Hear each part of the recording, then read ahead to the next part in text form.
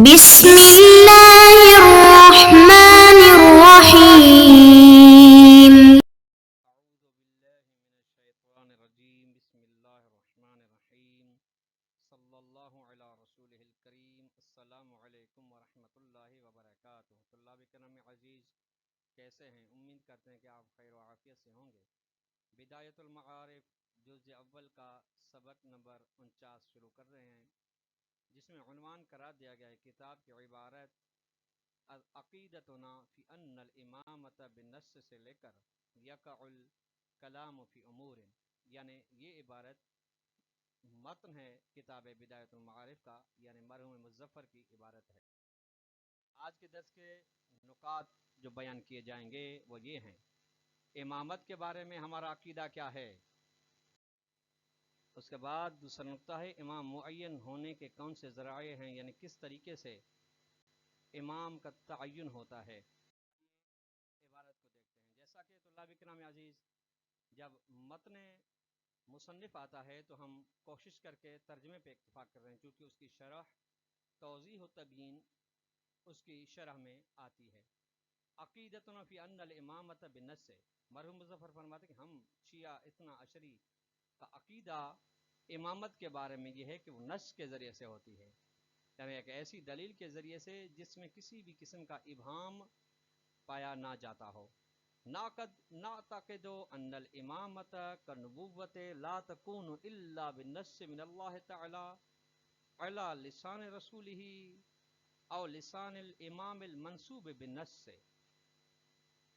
ہمارا عقیدہ یہ ہے کہ امامت نبوت کی مانند ہے تمام چیزوں میں، لیکن یہ امامت نہیں ہو سکتی جب نبوت نہیں ہو سکتی خدا کی نص کے ذریعے سے، اس لیے امامت بھی نہیں ہو سکتی سوائے جو نص و تصریح ہو خدا کی جانب سے علی لسان رسول ہی، اپنے رسول کی زبان پہ، یعنی حکم خدا کا ہو لیکن اس کی تبیین جو کی جا رہی ہو نبی صلی اللہ علیہ وسلم کی زبانی کی جا رہی ہو. اور لسان الامام المنصوب بالنص، یا ایسے امام کی جانب سے، ایسے امام کی زبان سے دوسرے امام کی تنصیص و تعیین کی جاتی ہے جو مقرر شدہ ہو نص الہی کے ذریعے سے. اذا جب اراد ان ینص علی الامام من بعدی، جب خداوند تعالی ارادہ رکھتا ہو کہ وہ تصریح کرے گا ایک امام کے بارے میں اس امام کے بعد، یعنی ایک امام کے بعد جب دوسرا امام بنانا مراد ہو، ارادہ الہی ہو، تو خدا کے حکم سے وہ امام جو موجودہ امام ہے اپنے بعد والے امام کے بارے میں خدا کے حکم سے تعین و تقرر فرماتا ہے. وَحُكْمُهَا فِي ذَلِكَ حُكْمُ النُّبُوَّةِ بِلَا فَرْقٍ، ضمیر جاری ہے طلاب کرام عزیز امامت کی جانب. فی ذالک یعنی یہ تعین اور نص کی جانب اشارہ جا رہا ہے. امامت کا حکم نص من اللہ میں یہ ہے نبوت والا حکم بغیر کسی فرق کے، یعنی جس طریقے سے نبی کا تعین خدا کی جانب سے ہوتا ہے یا ایسے نبی کی جانب سے ہوتا ہے جو جس کو خدا تعالی حکم فرماتا ہے کہ اپنے بعد والے نبی کا تعین کرے، اسی طریقے سے امامت بھی ہے. جب ایسے ہے تو فلیس، یعنی جب یہ ہے کہ یہ کام خدا کا ہے، تعین خدا کرتا ہے، پھر اعلان امام کرتا ہے یا نبی کرتا ہے. فلیس للناس ان یتحکموا، نتیجہ یہ ہے کہ پھر لوگوں کے لیے جائز نہیں ہے کہ وہ حکم لگائیں فی من یعینہ اللہ ہادیا ومرشدا لعامۃ البشر، ایسے شخص کے بارے میں یا ایسے امام کے بارے میں جس کو خدا تعالیٰ نے معین کیا ہو تمام لوگوں کے لیے ہادی اور رہنما، ہدایت کرنے والا، جس کو خدا نے مقرر کیا ہو. اس کے بارے میں لوگوں کو حق نہیں پہنچتا کہ اس کے بارے میں اظہار نظر کریں یا اس کے بارے میں کسی قسم کا اختلاف کریں. کما لیس لہم حق و تعینہ او ترشیحہ او انتخابہ، جس طریقے سے لہم یعنی ناس، لوگوں کے لیے یہ حق نہیں پہنچتا کہ امام کو معین کریں یا اس کا انتخاب کریں. یہ عطف تفسیری ہے، دونوں کے ایک مطلب ہے امام کا تعین.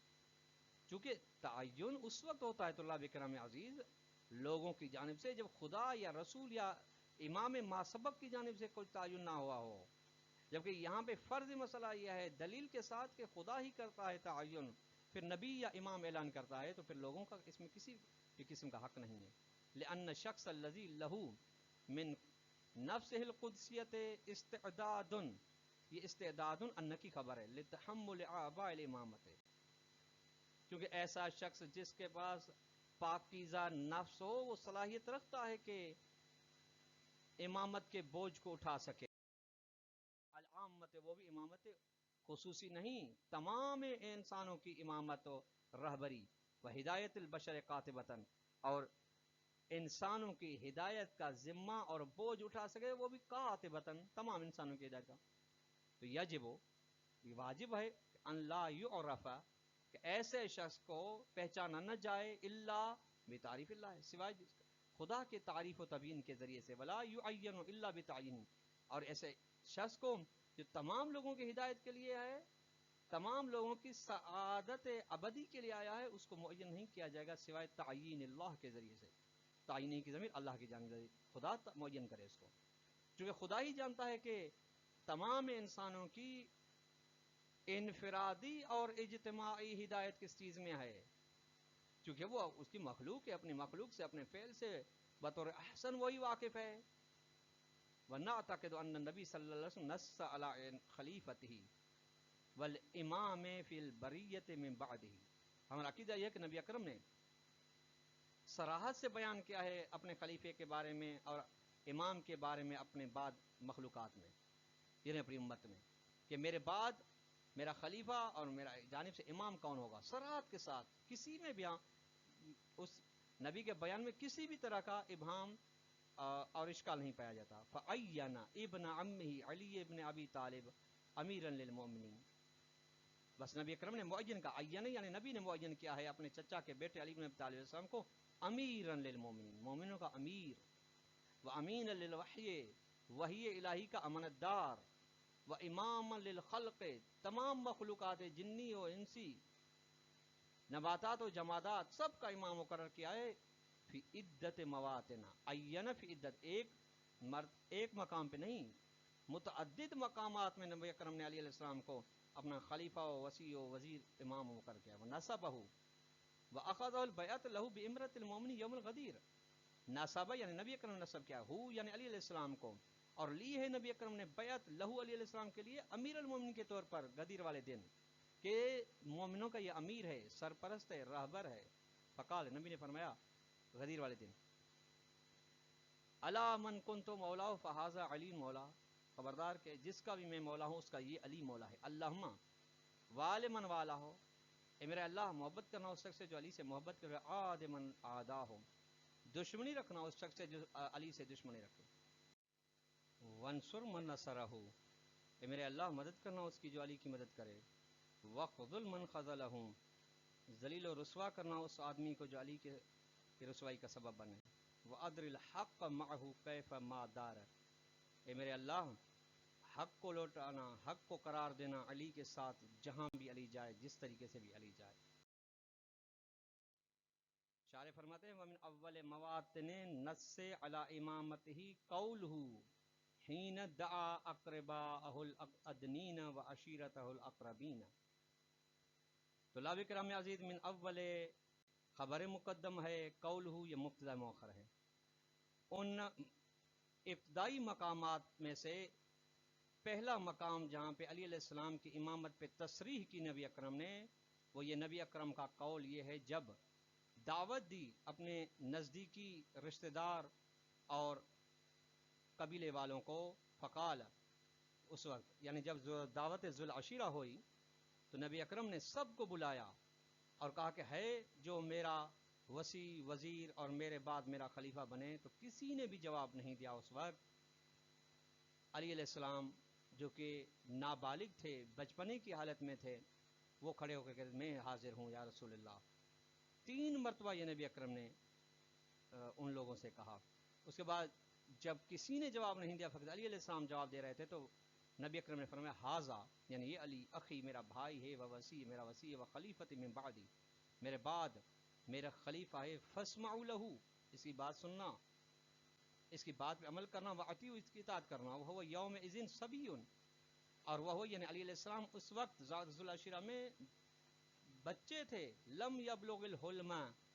بلوغت تک نہیں پہنچے تھے، وکرر قولہ لہو فی عدت مرات، اور نبی اکرم نے اپنا یہ قول لہو علیہ السلام کے لیے چند مقامات میں تکرار کیا، یہ انت منی بمنزلت ہارون من موسیٰ، کہ علی آپ کا مقام و مرتبہ میری بنسبت وہی ہے جو موسیٰ کو علیہ السلام کے بنسبت ہارون علیہ السلام کو تھا، الا فرق یہ کہ انہ لا نبی بعدی، میرے بعد میرا کوئی نبی نہیں ہے، یعنی جیسے کہ موسیٰ علیہ السلام کے خلیفہ ان کا وسیع و وزیر ہارون تھے، اس طریقے سے آپ میرے، لیکن ہارون نبی تھے تو میرے بعد آپ نبی نہیں ہیں، الی غیر ذالک من الروایات و آیات کریمۃ، اس کے علاوہ اور بھی آیات و روایات کریمہ ہیں، دلت جو دلالت کرتی ہیں علی ثبوت ولایت العامۃ لہ، کہ عمومی ولایت ثابت ہے لہو علیہ السلام کے لیے، عمومی ولایت جان اللہ کرام عزیز، جو ولایت ما سوی اللہ کو شامل کرتے ہو، جو ولایت تکوینی اور تشریعی کو شامل ہو، کا آیت المودت، جیسا کہ آیت مودت جو کہ آیت المائدت، جیسے سورہ مائدہ کی آیت 55 ہے، انما ولیکم اللہ ورسولہ والذین آمنوا الذین یقیمون الصلاۃ ویؤتون الزکاۃ وہم راکعون، بے شک آپ کا ولی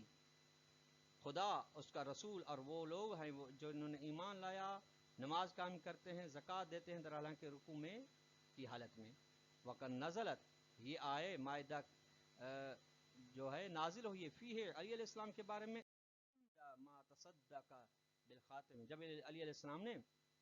انگوٹھی کا صدقہ دیا، وہ راک در حالانکہ علی علیہ السلام رکوع میں تھے، ولا يساعدنا وضع هذه الرسالة على استقصاء كل ما ورد في امامته من الآیات و روایات، شارح محترم فرماتے ہیں اور مصنف فرماتے ہیں کہ اس رسالے یعنی عقائد امامیہ کی گنجائش ساتھ نہیں دیتی کہ ہم بیان کریں ہر اس چیز کو جو علی علیہ السلام کی امامت کے بارے میں آئی ہے، چاہے آیات ہوں روایت، وہ تو بہت سی ہیں، حد سے زیادہ ہیں، متعدد کتابیں اس کی بنیں گی، اس کی گنجائش چونکہ اختصار پر ہے، اسی لیے مصنف فرماتے ہم اس کو بیان نہیں کرتے ان آیات و روایات کو، ولا وجہ بیان دلالت، نہ ہی پھر ان آیات و روایات کی دلالت کی وجہ بیان کرتے ہیں کس طریقے سے یہ آیات و روایت علی علیہ السلام کی امامت پر دلالت کر رہی ہیں، ان کی ضرورت محسوس نہیں کرتے ہم۔ ثم، اس کے بعد انہ علیہ السلام نص علی امامت، اس کے بعد یعنی علی علیہ السلام کی جب امامت و ولایت و خلافت خدا کے حکم سے نبی کے بزبانی مقرر ہو گئی، تو علی علیہ السلام نے پھر تصریح کی امامت الحسن والحسین، حسنین کریمین علیہ السلام کی امامت کے بارے میں کہ یہ میرے بعد امام ہیں، والحسین یا نص الحسین نص علی امامت ولدہ علی بن زین العابدین، اور امام زین العابدین علیہ السلام کی امامت پر تصریح کی امام حسین ابن علی علیہ السلام نے، وہکذا اس طریقے سے امامن بعد امام، ایک امام نے دوسرے امام کے بعد، یہ نص المتقدم منہم، امام میں سے پہلے والے امام نے تصریح کی علی المتاخر، بعد والے امام کے لیے، الی آخر امام تک، وہ ہوا اخیرہم، یا آخر امام وہ ہے جو افضل ہے علامہ سیاتی، ان تمام سے، ان بنا پر جو کہ آ رہی ہے انشاءاللہ ان بعد والی وضاحتوں میں۔ طلاب کرام، یہاں تک آج کا درس اختتام کو پہنچا، اگر ہم آج کے درس سے سوال دینا چاہیں تو یہ سوال دے سکتے ہیں۔ نمبر 1 سوال یہ ہے کہ امامت کا تعین اور تقرر کس طرح سے ہوتا ہے اور اس کے کون سے ذرائع ہیں؟ نمبر 2 کیا نبی اکرم نے علی علیہ السلام کے امامت اور خلافت کے بارے میں تقرر اور تبین کے بارے میں عملی سیرت و سنت اپنائی ہے یا نہیں اپنائی ہے، تو اس کے بارے میں کوئی بھی ایک روایت پیش کریں۔ والسلام علیکم ورحمۃ اللہ وبرکاتہ۔